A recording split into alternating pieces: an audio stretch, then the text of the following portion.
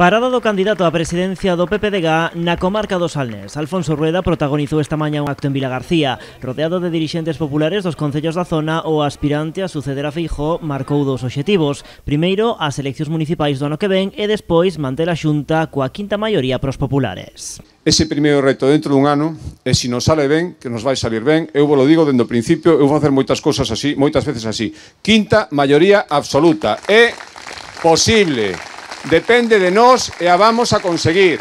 Quinta maioría absoluta. Fronte a fendas e loitas internas que sitúa no pasado, Rueda reivindica un partido unido e sen divisións. Di que as 4 provincias están integradas nun proxecto común. Non hai un PP nin de Coruña, nin de Lugo, nin de Ourense, de Pontevedra. Hai un PP de Galicia. E, por lo tanto, formamos parte do PP de Galicia. E algúns pensaban que non. E ahora están vendo que sí.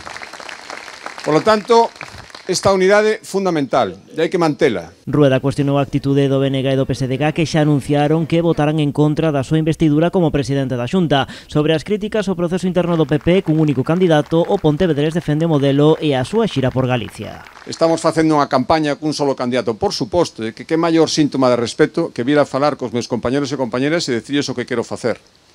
Que maior síntoma de respeto, de petición de axuda, que vir aquí a deciros que vos necesito a todos.